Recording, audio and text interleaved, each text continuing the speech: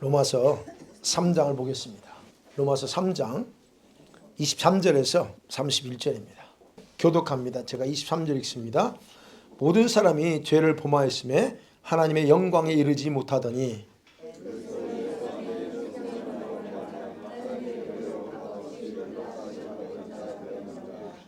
이 예수를 하나님이 그의 피로써 믿음으로 말미암은 화목제물로 세우셨으니 이는 하나님께서 길이 참으시는 중에 전에 지은 죄를 간과하심으로 자기의 의로우심을 나타내려 하심이니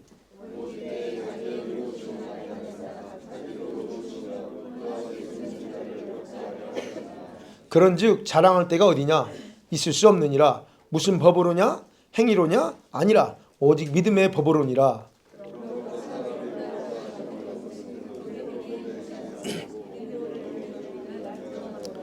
하나님은 다만 유대인의 하나님이시냐? 또한 이방인의 하나님은 아니시냐? 진실로 이방인의 하나님도 되시느니라.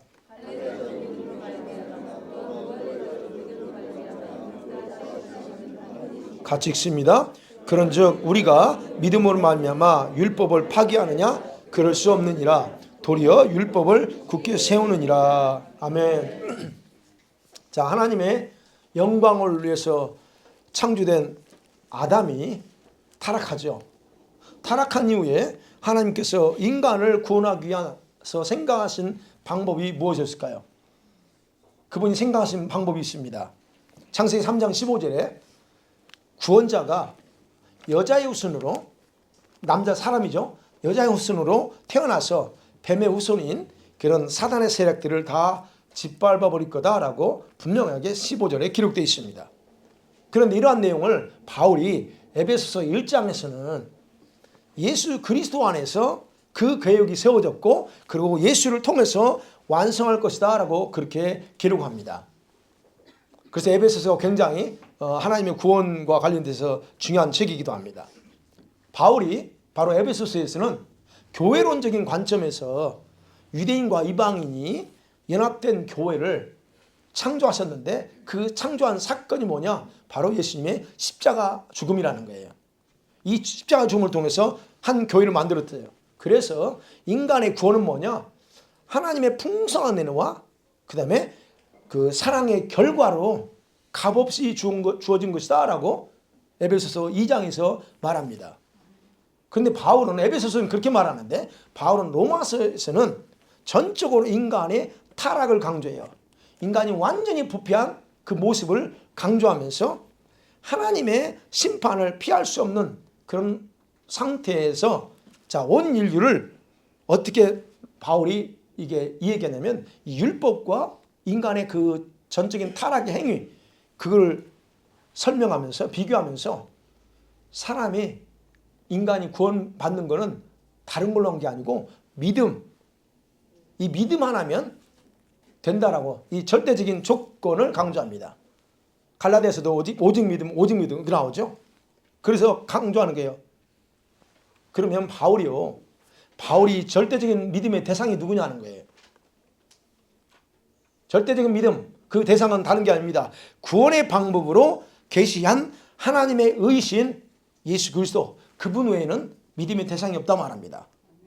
바울은 바로 율법과 그 다음에 복음이라고 하는 그 관계에서 이걸 설명해요. 그러면서 타락한 인간이 의롭게 되는 것이 율법과 전혀 상관이 없다는 거예요. 저와 여러분 율법을 지켜서 의로울 수 있는 게 아니다는 거예요. 그러면서 뭔만 강조해요?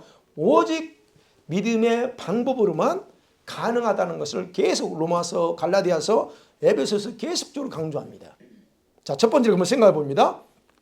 그러면 우리 인간의 상태가 어떠냐는 거예요. 우리 인간의 상태가 절망적인 상태라고 로마서에서 바울이 심각하게 말합니다. 어느 정도의 절망 상태예요?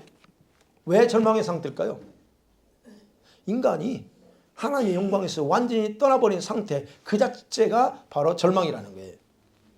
여러분 하나님의 거룩한 영광을 위해서 창조된 인간이 그렇게 타락함을 통해서 그 결과 어떻게 했어요? 온 세상을 끔찍한 상태로 그냥 이렇게 전락시켜버렸잖아요.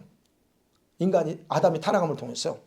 그럼 하나님은 메시아이신 이 여자의 후손에 대한 이 모든 정보 그 정보와 그리고 자신의 구원의 플랜을 이스라엘 백성들이 연구하고 알고 그리고 그대로 살도록 뭐 해줬어요? 바로 율법이라는 이 말씀 속에다 다 집어넣어 줬습니다.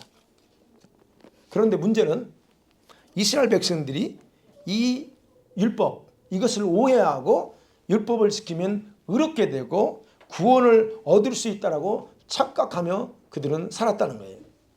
율법을 지켜서 그건 못 받습니다. 근데 그들은 그렇게 생각해요. 그러면서 이런 착각이 결국 뭘 가져왔냐면 선민의식, 특권의식만 더 강해졌어요. 우리가 누구냐는 거죠. 이 하나님 말씀을 받은 엄청난 특별한 복된 민족이라는 거죠. 그 특권의식만 주장하면서 결국 뭘로 바뀌어요? 위선적인 종교인이 되게 만들었어요. 그 착각이. 우리가 착각하면 그럴 수 있어요. 그리고 백성들은 어떻게 해요? 너무나 다양한 죄악들을 저지르면서도 그걸 죄라고 생각하지도 않고 하나님은 우리를 버릴 수 없는 분이야 라고 생각하면서 이방인들과 동일하게 하나님의 심판을 자초했다라고 바울이 지금 1장과 2장, 이 3장에서 계속 그 얘기를 하고 있는 겁니다. 그러면 그들이 선택받은 그 이스라엘 백성들이 어떤 죄를 졌냐는 거예요. 그들이 행한 그들이 살면서 손과 발, 그렇죠? 우리가 살면서 손, 발, 우리 입이 있죠. 이 세 가지 손, 발, 입으로 행하는 모든 악들은 어느 정도였냐? 어느 정도 비참했냐? 바울은 말합니다. 자기 파멸을 가져오는 죄들, 자기를 가장 비참한 상태로 만들어버리는 그런 죄들을 입과 손과 그 다음에 발로 저지르고, 그리고 그것이 결국 뭐냐면 마치 열린 무덤과 같이 모든 악으로 이끌어가는 그런 것들이다라고 바울이 지금 9절 이하에서 그 얘기합니다. 여기서 끝나면 더 좋은데 바울이 또 이렇게 말합니다. 다윗이 시편 36편에서 쓴 내용이 뭐냐면 이 타락한 인간의 마음속에는 뭐만 있냐는 거예요. 오직 죄에 대한 속삭임, 속에서 계속 죄에 대한 열망, 이 욕망만 올라오는 것이 속에서 작동하고 있다는 거예요. 그냥 선한 것을 해보고자 하는 그런 욕망은 없고 오직 죄, 어떻게 하면 하나님으로부터 멀어질 건가 하는 이런 속삭임만 내 속에서 작동한다는 거예요. 그러니까 이렇게 속에서 작동하니까 사람들의 마음에는 하나님을 두려움이 없이 자기가 원한 대로 살았다라고 18절에서 그래요. 그들의 눈앞에 하나님을 두려움이 없어. 누가요? 이방인뿐만 아니라 이 유대인, 하나님 말씀 받았다는 유대인도조차 그렇게 살았다는 겁니다. 우리도 그럴 가능성이 많죠. 여러분, 타락은 이처럼 하나님의 원래 창조 목적대로 살지 못하도록 변질시켜 버렸어요. 하나님의 영광에 이르지 못하는 그런 비참한 결과, 그 결과를 가져온 게 바로 이런 아담이 타락한 결과라는 거예요. 그래서 유대인이나 이방인이나 모두 다 하나님의 공의 심판을 피할 수 없게 됐다. 심판 다 받습니다. 그게 얘기하는 거예요. 이게 뭐예요? 타락의 결과고, 그리고 창조 목적인 영광을 위한 삶을 살지 못하는 그런 결과, 이렇게 됐다는 겁니다. 자, 그러면 생각해야죠. 왜 이렇게 하나님의 영광을 위해서 창조된 인간이 안타깝게도 영광을 위해서 살지 못하게 됐냐는 거예요. 타락함을 통해서 영광을 위한 자로서의 자격을 완전히 상실하고 박탈당합니다. 그래서 그래요. 그러니까 저와 여러분이 우리가 하나님의 영광을 위한 존재로 그 영광을 덧입고 살아야 될 존재였지만 지금 그러지 못합니다. 그죠? 그래서 저와 여러분이 아무리 영광을 위해서 내가 살아야지 해도 여러분 영광을 위해서 살지 못합니다. 그게 우리 실제 우리 모습이에요. 우리들은요 스스로 하나님 앞에서 그래서 무능한 존재라는 의식을 가지고 겸손해야 돼요. 내가 뭔가 해볼게. 내가 주님을 위해서 뭔가 할게요. 그거 겸손하셔야 됩니다. 여러분이 하면 뭘 해요? 여러분이 할 수 있는 건 다 죄밖에 안 나와요. 선한 건 하나도 없습니다. 노골적으로 말씀드리는 게 우리가 아무리 선한 일을 한다 할지라도 우리에게서 나오는 건 악의 주님의 눈에는. 그럼 무슨 말이에요? 제가 겸손해야 된다는 거예요. 겸손. 아, 나는 이런 존재밖에 안 되는구나. 우리는 본질적으로 하나님의 영광을 위해서 살 수 없는 그런 절망적인 상태라는 거예요. 비록 구원받았지만 성령이 내 안에 계시지만 이런 상태에 우리가 이런 고백이 여러분의 입술에서 나올 때 비로소 하나님의 은혜가 얼마나 나에게 임한 은혜가 크구나. 하나님의 나를 진짜 부신 구원의 손길이 얼마나 큰가. 왜 그 영광과 은혜가 나한테 왜 필요한가에 대한 갈망이 나올 수 있어요. 은혜에 대한 갈망이 없어요. 예배 드려도 주님에 대한 갈망이 없어. 그러니까 주일 되면 때가 되면 나오는 거고 그런 갈망이 없어. 왜 없냐 이게. 내가 이런 절망적인 사람이라는 걸 모르니까 그래요. 그뿐이에요. 그래서 엎드릴 수 있는 거예요 우리가. 여러분과 제가 하나님 의지한다고 하잖아요. 예수님 의지하고 삽니다. 오늘도 의지할게. 예, 좋아요. 기도해야 됩니다. 근데 의지하지 못하는 이유가 뭘까요? 말은 의지한다고 그래요. 주님이 다 책임져 주면 걱정하지 마. 뭘 먹을까 무엇을 마실까 걱정하지 마라. 다 채운다. 그렇게 분명히 예수님이 신신당부하고 말씀했음에도 불구하고 실제로 삶에서는 하나님의 의지가 안 됩니다. 내가 걱정하고 내가 염려해야 되고 어떻게든 풀어야 돼. 왜 그럴까 하는 거예요. 왜 그럴 것 같아요? 자신이 하나님 눈에는 절망적인 상태라는 것을 인식하지 못하니까 그래요. 여러분 아무리 몸부림쳐봐 안 된다니까요. 그러니까 어떻게 스스로 뭔가를 자꾸 해보려고 하기 때문에 하나님 의지가 안 되는 거예요. 이런 건 내가 해결해야지. 예, 맞아요. 어떤 건 여러분 하셔야 됩니다. 제가 얘기하는 거 무슨 말씀 아시죠?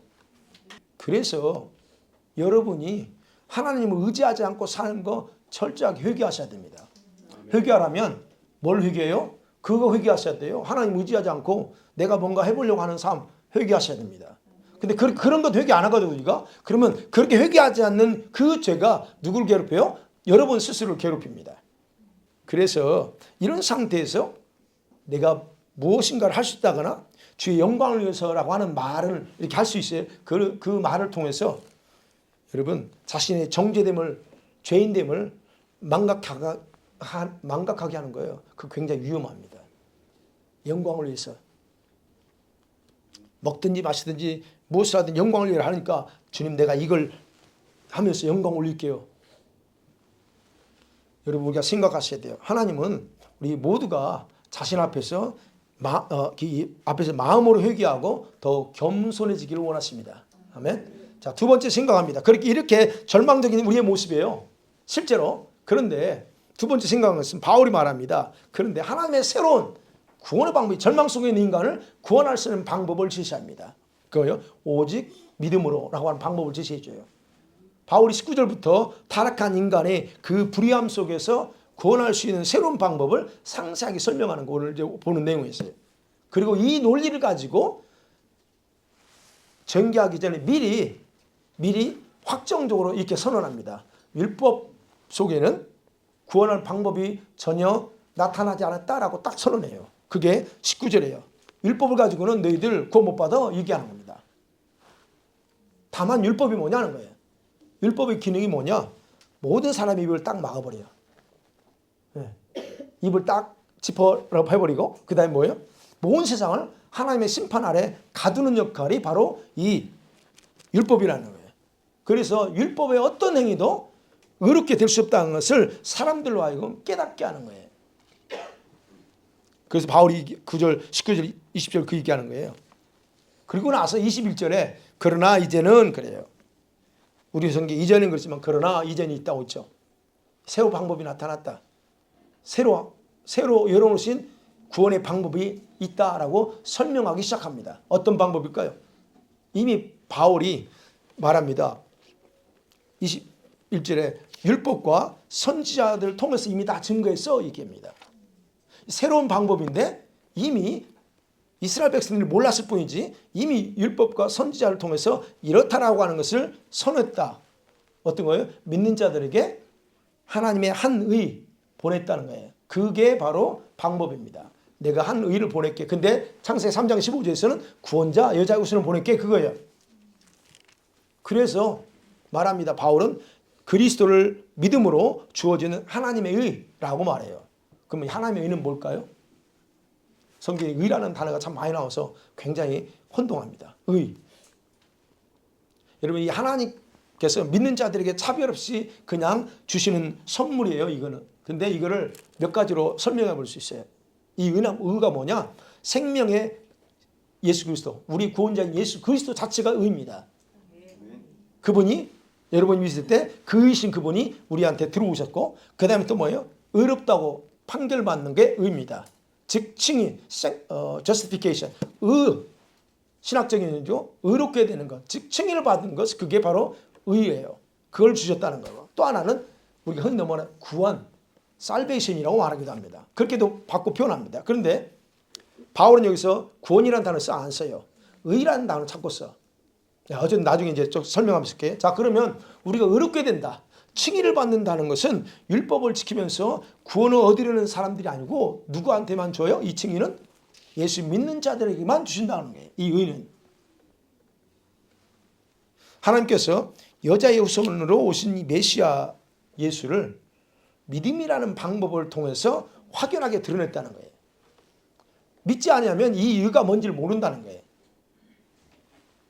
그래서 바울이 도대체 그러면 하나님이 믿음이라고 하는 걸 통해서 어떻게 그 일을 진행하셨는가에 대해서 간단하게 하나님의 방법을 설명하면서 곧바로 모든 사람들이 죄를 범해서 하나님의 영광에 이르지 못하도록 그래서 해결 방법을 바로 예수님의 리뎀션, 성량과 함께 시작됐다라고 24절에서 말하죠. 그리스도 예수 안에는 성량으로 시작됐어요. 어떻게? 예수님의 리뎀션. 여러분 리뎀션이 뭐예요? 성량이 뭡니까? 구원이 아니에요. 살베이션은 달라요. 성량은 뭐예요? 죄값 치른 거예요. 그게 리뎀션입니다. 예수님이 십자가에서 죽으시면 흘린 피, 그 피를 통해서 이루어진 게 성령이에요. 다르다는 거예요. 자, 그래서 이 예수님의 십자가의 피, 성령을 통해서 하나님의 은혜가 사람들에게 흘러왔어요.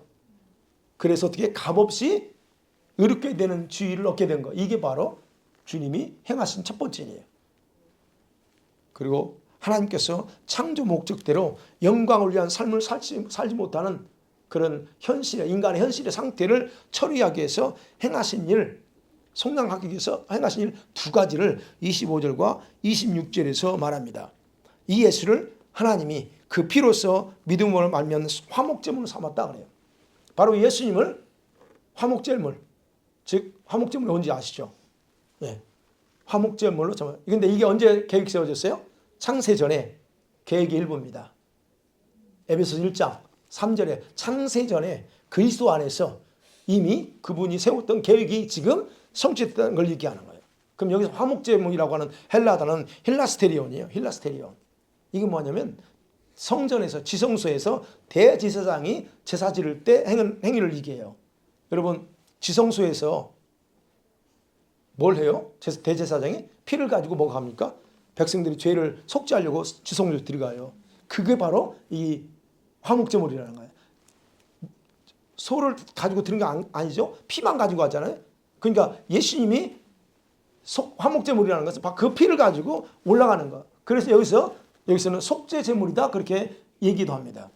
여기서 우리말로는 화목제물로 표현되어 있지만 그 다음에 또 힐라스테리온이 그 헬라 단어는 지성소에서 대제사장이 속죄만 치르는 게 아닙니다.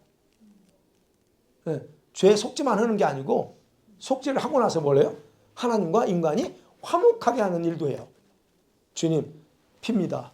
받으시고 그리고 우리 죄 많은 우리 인간을 용서하시고 우리말로 화목하게 해달라는 거예요. 그러면 속죄뿐만 아니라 화목도 동시에 이 대제사장이 어디 가서 지정소에 가서 하는 거예요. 그렇다고 하면 이 단어 힐라스테리온이라고 하는 단어는 예수님의 피를 통해서 속죄가 처리됐죠. 그러니까 제가 용서받았어요. 그러고 나서 어떻게 해요? 그 결과로 뭐가 이루어져요? 하나님과 화목을 이루는 거예요. 그렇기 때문에 이 화목제는 바로 주님이 그렇게 하셨다. 자, 그러면 생각해봐야죠. 하나님이 왜 예수의 피를 통해서 이런 일을 할까 하는 거예요. 우리는 단순하게 구원 이렇게 표현하지만 바울은 좀 더 구체적으로 생각합니다. 왜 하나님이 예수의 피로 이렇게 하셨을까 하는 거예요. 말합니다. 25절 마지막에 보면 자기의 의로우심을 나타내려 하심이라 그래요. 그리고 26절에도 이때 자기 의로우심을 나타내서 자기도 의로우시며 그랬습니다. 뭔 말이에요? 무슨 말일까요? 하나님은 예수님의 피를 통해서 자신의 의를 사람들에게 증거했다는 거예요. 뭔 의예요? 뭘 증거할 필요 있어요? 하나님의 죄를 심판하잖아요. 지금 로마서에서 보면 타락해버린 인간을 심판해. 그러면 심판하는데 인간이 항의할 거 아니에요. 하나님 당신이 뭔데요? 나 심판합니까? 아니 우리 그럴 거 아니에요. 그러면 하나님이 왜 심판하는지 하는 심판에 대한 것을 정당성을 얘기한대요. 지금 그 차원에서 얘기하는 거예요. 죄인에 대한 하나님의 심판은 불의한 게 아니고 정당해 라고 하는 것을 강조하기 위해서 지금 바울이 얘기하는 거예요. 예수님 피로 그렇게밖에 할 수 없었다는 거예요. 왜? 그런 생각이 하나님은 왜 자신이 스스로 의로우신 분인데 사람들에게까지 자신이 의롭다고 하는 것을 증명하려고 할까 하는 거예요. 왜 증명해요? 할 필요 없잖아요. 본인이 그냥 해버리면 되지. 근데 하나님은 그렇게 않습니다. 그렇죠? 자기도 의롭다는 것을 나타내야 돼. 그래야 죄인을 의로운 자라고 인정하는 것에 대해서 정당성이 있어요. 주님이 한번 딱 너 의로워라고 하면 오케이 되는 거예요. 재판관이 법정에서 딱 최종 선고하면 그게 권위가 있죠. 재판관이 지가 잘나서 그러는가요? 아니, 재판관의 그 역할이 그거고 그 권한이 있는 거예요. 그러니까 무죄하면 딱 끝나나 보네요. 이거와 똑같다는 얘기예요. 아버지가 딱 너는 무죄야. 괜찮아 라고 하면 끝나는. 그러니까 아버지 입장에서는 정당한 권리를 가지고 있다는 거예요. 물론 여러분 하나님은 그렇게까지 하실 필요가 없어요. 그죠? 하나님 그게 필요 없어요. 그러나 인간의 죄로 인해서 더 이상 가까이 할 수 없는 그런 상태에 주님이 내버려 둘 수 없었던 그분의 마음이 바로 여기에 담겨 있다는 거예요. 저들 내 아들 딸인데 그러잖아요. 그걸 얘기하는 겁니다. 그리고 또 두 번째로 얘기합니다. 죄인들의 행위를 25절에 그렇죠? 죄인들의 행위를 오래 참고 징계하지 않았어요. 이건 무슨 말이에요? 자신의 계획, 이 말이에요. 자신의 계획, 창세전의 계획이 예수 그리스도를 통해서 성취되기 전에, 실현되기 전까지는 인간이 행한 모든 죄들에 대해서 즉각적인 심판을 단행하지 않았다는 거예요. 그냥 참은 거예요. 인내하고. 여기서 간과했다. 저 죄는 심각한 죄인데 알지만은 그냥 안 하고 그냥 속은 터지지만 참고 또 인내하고 기다렸다는 거예요. 왜요? 왜 그러냐는 거예요. 아까 그랬죠? 자신의 의를 드러내려고. 그분은 우리 인간과 달라. 우리 같으면 어떻게 해요? 즉각 해버려야지. 화가 나면 막 해버리고. 우리 인간은 그럴 수 있는데 하나님은 그렇지 않아요. 그래서 이렇게 자신의 의를 드러냄을 통해서 내가 의로운 하나님이라는 걸 알게 되고, 그리고 동시에 예수를 믿는 사람들, 그 믿음을 가진 자들에게 자신처럼 의롭다고 선언하고 싶으셨기 때문이다라고 얘기하는 거예요. 그러니까 그분이 여러분을 향해서 너는 죄 없어라고 하면 끝나버린 거예요. 바로 이것은 뭐냐? 이것은 율법이 아닌 믿음의 법칙을 더 확고하게 하려는 목적이었다라고 말하는 거예요. 그래서 26절 하반절에 예수 믿는 자를 의롭다 하면 그 목적이에요. 자, 그렇다면 생각해봐요. 그렇다면 이게 우리가 의롭게 된 거, 하나님 의를 얻고 우리 칭의를 받은 거, 이 모든 것들이 여기서 보세요. 우리가 이렇게 의롭다고 인정받는 것은 우리 인간의 어떤 행위나 공로를 배제할 수밖에 없다는 거예요. 그래서 27절이에요. 같이 볼까요? 시작. 그런즉 자랑할 때가 있느냐? 있을 수 없느니라. 무슨 법으로냐? 행위로냐? 아니라 오직 믿음의 법으로니라.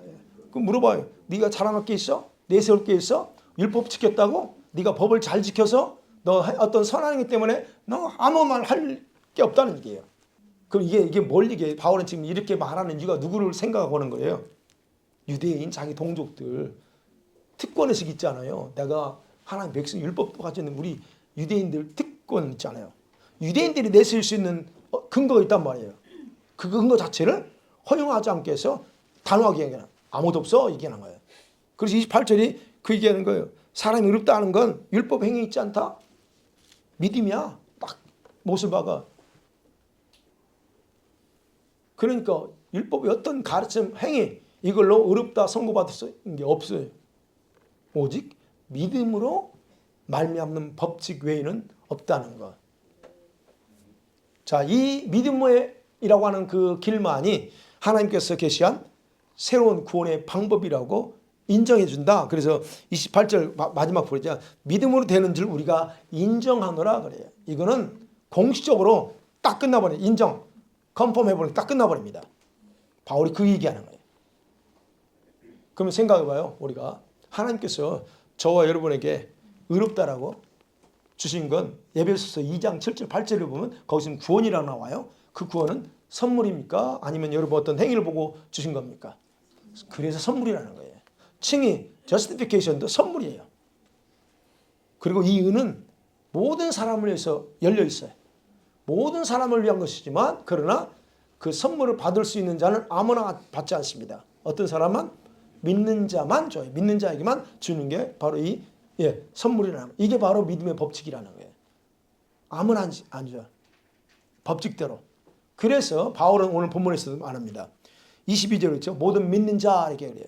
믿는 자에게 이방인 유대인 모두를 다 포함해버리고 이제는 종족 유대인이냐 이방인이냐 그 자체를 헐어버려요. 아니야 다 똑같아 라고 얘기하는 겁니다. 바로 여기서 믿음의 효력이 믿는 자에게는 어떤 사람이든 간에 차별이 안 돼. 가난한 자, 부자, 어린아이, 노인 할 것 없이 믿는 자라면 차별 안 돼. 그래서 야고보서 보면 교회에 차별하지 말라는 거예요. 부자 오면 저 부자니까 잘해주고 거지가 오면 저 거지 아이고 얘기하지 말라는 거예요. 복음에는 그런 차별 없어요. 네. 그럼 마지막 세 번째로 이제 바울이 지금 29절 31절까지 그 믿음의 법칙이 뭐냐는 걸 얘기하면서 믿음의 법칙 바로 율법을 완성한다 그래요. 하나님이 십자가에 설리신 피를 받으시면서 인간을 다 수용했죠. 모든 사람을 다 버리지 않았어요. 다 받았어요. 이것이 성경에서는 우리 사람의 입장에서는 하나님이 우리를 받아주시는 사람 입장에서는 아무것도 지불한 게 없어. 여러분이 한 게 아무것도 없어요. 그래서 값없는 은혜다 말합니다. 하나님이 값없이 다 줬어. 그런데 이게 우리한테는 값이 없는데 그분께는 어떨까요? 아버지께는 값이 없을까요? 아니 아버지 입장에서는 자신의 아들 하나밖에 없는 아들을 십자가에서 그 비참하게 죽이신 결과 그 피예요. 그렇다면 어떻게 해요? 그 고귀한 피를 아버지가 받았어요. 누구 피? 자기 아들의 피. 그러면 아버지 입장에서 이 은혜, 이 피가 얼마나 존귀하겠냐 이거예요. 너무 고귀하고 값진 은혜, 값진 피라는 거예요. 근데 여기서 우리가 너무 아버지만 몰랐지. 난 값없이 받았어. 그러니까 그 구원을 값없게 생각해. 값없지 않습니다. 이거. 얼마나 고귀한 예수님의 피를 통해서 내가 구원받았는데 그 구원을 그냥 가볍게 생각해. 아무것도 한 게 없다고. 아닙니다. 바로 아버지 입장에서 이렇게 귀하다는 거예요. 그러니까 생각해봐요. 저와 여러분의 인간이 가지고 있는 모든 불의함 그걸 딱 눈 감아 주셔. 그리고 자신의 공의를 나타내셔. 우리한테. 기다리고 그리고 말하죠. 예수의 피만 믿으면 내가 너 의롭다고 해줄게. 그분이 그렇게 하고 있어요. 지금. 네? 그러면 생각해봐요. 좀 순서적으로 보자고요. 그렇게 해서 아버지가 그러면 예수께서 흘리신 그 자신을 피 화목제물로 드렸잖아요. 그러면 그 화목제물 드리는 그 십자가 사건이 모든 사람들에게 적용되려면 바로 그 흘린 피, 그분이 흘린 피를 믿는 뭐가 필요해요? 믿음이 없으면 불가능하다는 거예요. 그 결론이 나오는 거예요. 지금 바울은. 바로 믿음의 법칙이 그렇다는 거예요. 믿음의 법칙은 율법과 상관없이 예수의 피로 의롭게 되어 구원받는다. 그래서 딱 거기서 바울은 정립이 끝내버립니다. 그럼 생각해. 왜 이렇게 결론 짓죠? 제가 이제 설교를 이게 로마서 제가 좋아한다 로마서하고 갈라디아서 그다음에 에베소 이런 히브리서를 굉장히 제가 연구하는 스타일이고 좋아합니다. 근데 하면서 제가 항상 퀘스천 마크를 들어요. 왜 그렇지? 왜? 아버지 꼭 이 방법만 썼나? 제가 늘 퀘스천 마크 하거든요. 여러분 그럼 생각해봐요. 왜 이런 결론이 바울 입장에 나올까요? 논리적으로 왜 그렇게 나오냐는 거예요. 누구 때문에? 오늘 본문으로 돌아가요. 누구 때문에? 아니 바울은요 지금 자기들은 버림받았다라고 여기는 누가 있어요? 이방인들이에요. 그들도 하나님의 형상이고 그들도 하나님의 눈에는 아들 딸이야. 그런 나는 버림받았어. 그렇게 생각하는 그들도 구원해야 되기 때문에 하나님은 이 방법밖에 없었다는 거예요. 그래서 바울이에요. 바울이 지금 이제 29절에 그래요. 야 이스라엘 하나님이 유대인만을 하나님이냐? 아니다 이게죠. 이방인 하나님도 됐다라고 그래서 갑자기 강조하는 거예요. 갑자기 유대인 입장에서는 자기만의 하나님이죠. 근데 바울은 그렇게 생각 안 해요. 그리고 그들의 유대인들의 특권이 있잖아요. 그 특권의식을 겨냥해서 29절에 그렇게 말하고 30절에서 내용을 과감하게 더 반복합니다. 할례와 무할례 관점에서 확 들어가 버려요. 그렇죠? 할례자도 믿음으로 말미암고 무할례자도 믿음으로 말미암아. 보세요. 할례라고 하는 것은 유대인 특권, 내세우는 특권이라고 했잖아요. 그러니까 유대인들이 가지고 있을 법한 그런 우월감 있죠. 선민의식 이 자체를 과감하게 무너뜨려요. 너희들 가지고 있는 거 이제 끝났어. 아무것도 아니야라고 과감하게 무너뜨려 버려요. 할례? 특권? 아니, 이제는 필요 없어. 이제는 하나님께서 새롭게 세운 그 믿음의 법칙 안에서만 모든 것이 되기 때문에 이제는 무효하다 얘기하는 겁니다. 이게 우리가 할례 안 봐도 되는 거예요. 이대로 보면 더 이상 필요 없는 거예요. 그리고 죄 상태에서 의롭게 되는 특권은 더 이상 효력이 없어 얘기하는 거예요. 왜요? 하나님께서 그 특권과 상관없이 오직 믿음이라고 하는 것, 믿음으로만 의롭다고 선언했기 때문에 그렇다 하는 거예요. 자, 이것이 바로 하나님께서 새롭게 절망 속에 있는 우리 인간에게 열어놓으신 유일한 구원의 길이기도 합니다.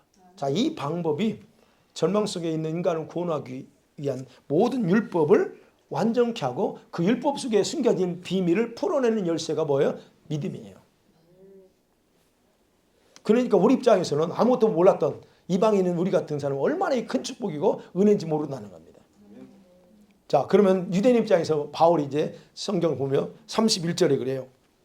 같이 한번 볼까요? 31절 시작. 그런즉 우리가 믿음으로 말미암아 율법을 파기할 수 있느냐? 예. 자, 이런 상황에서 그러면 이 말을 들은 유대인은 가만히 있어요? 지금 이거 얘기 유대인이에요. 지금 바울이 유대인을 생각하잖아요. 지금 자기 독자들, 이 로마서를 읽어야 될 유대인, 자기 동독들. 그럼 유대인 입장에서는 율법도 필요 없고 할례도 필요 없어? 그럼 뭐야? 뭐 그다음 어떤 문제가 제기돼요? 그러면 율법은 어떤 가치가 있느냐는 거예요. 율법은 도대체 오늘날로 얘기하면 율법은 구약은 우리에게 오늘날 어떤 영향력을 줘야 되냐예요.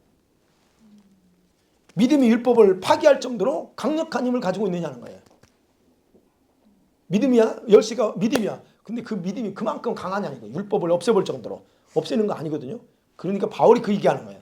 그리 질문할 수 있다는 거지. 그래서 바울이 지금 스스로 그들이 뭐라고 할 것까지 다 자문자답하면서 답을 내리는 거예요. 절대 그럴 수 없다. 율법은 폐하는 게 아니고 오히려 그 믿음의 법칙이 율법을 더 굳세게 만든다라고 결론 내립니다. 이건 이제 사장할 때 기대하시고. 예. 자, 말씀 맺어봅니다. 사랑하는 성도 여러분. 예수님은 하나님께서 우리 죄인을 위해 보내신 최고의 선물입니다. 아멘. 예수님밖에 없어요. 그분을 통해서 해결할 수 없었던 우리 인간의 모든 죄, 절망적인 문제, 구원의 문제를 완전하게 처리하셨습니다. 그렇기 때문에 우리 예수 믿는 성도는 저와 여러분이 아버지 앞에서 내세울 게 아무것도 없습니다. 어떤 공로, 업적, 여러분이 한번 뭘 했어요? 아무것도 없어요. 주를 위해서 헌신할 수 있습니다. 그러나 헌신한 것 중요하지만 그거 가지고 하나님 앞에서 이게 업적이라는 거 내세울 필요 없다는 거예요. 네, 조건이 없다는 거예요. 또는 여러분이 영적인 진리를, 신비한 진리를, 원리를 뭐 알아야 되고 아니면 뭐 어떤 선한 일을 많이 해야만이 여러분이 구원받는 것 절대 아니라는 겁니다. 주님은 그런 거 요구하지 않아요. 구원의 만큼은. 구원의 문제에 있어서는 오직 뭐요? 믿음의 법칙만 딱 하나 남는다는 거예요. 그러면 간단하게 여러분이 이미 이 법칙을 가지고 살고 있고 이걸 다 있습니다. 자, 근데 여기서 오해할 수 있어서 지금 제가 하나 더 넣을게요. 이 믿음의 법칙은 죄로 인해서 절망 상태에 빠진 영혼의 구원을 위한 기본 법칙이라는 겁니다. 기본법이에요. 그냥 이걸 하나로 내가 어떻게 살아도 나 믿으니까 괜찮아. 이게 아니라는 거예요. 영혼 구원에 있어서 기본이야. 그러나 나중에 이제 어떻게 살아야 되는 건 다르래요. 뭐냐면 자꾸 이걸로 내세우거든. 구원받았는데 내가 뭐 죄를 지으면 어때요? 죄를 지어도 내가 예수 믿으니까 구원받지. 너 천만이 그러지 않습니다. 영혼 구원의 기본 법칙은 여기밖에 없다. 여기에서 시작한다. 예. 자, 여러분이 이런 믿음의 법칙으로 진짜 하나님에 의해서 차별받지 않고 구원받았다고 하면 믿으시죠? 그렇다면 여러분의 어떤 헌신, 수고, 선행도 이제는 주님 앞에서 자랑하지 마시고 내세우지 마세요. 여러분의 입술로 늘 자랑할 게 뭐예요? 뭘 자랑해야 돼요? 예, 고린도전서 2장 2절에 바울이 그래요. 내가 너희 중에서 예수 그리스도와 그리고 십자가에 못 박히신 그 외에는 내가 알고 싶지 않다 이렇게 해요. 자랑하고 싶지도 않고 그래요. 우리한테 그래야 된다는 거. 우리에게 절대적으로 필요한 건 뭐예요? 바울처럼 오직 예수님만 사랑하고 예수님만 자랑하며 살기 원합니다. 예, 그리고 주님 앞에서 뭘 정해야 돼요? 저와 여러분은 무능해요. 아무것도 할 수 없어요. 주님의 은혜가 안 주어지면 여러분이 뭔가 할 것 같지만 안 됩니다. 그런 어떤 무능함을 고백했어요. 주님, 나는 무익한 종입니다. 나는 할 일을 하였을 뿐입니다. 라고 하는 그런 자세로 여러분이 나가기 원합니다. 나의 나된 것, 지금의 은혜, 이건 하나님의 은혜가 아니면 될 수 없다는. 그래서 주님께 여러분 삶이 진짜 이런 믿음의 겸손함을 통해서 모든 영광을 주님께 돌리면서 한 주간을 또 3월을 이 예수님과 함께 또 예수님께 포커스만 두면서 살기를 주의 이름으로 간절히 축원합니다. 아멘.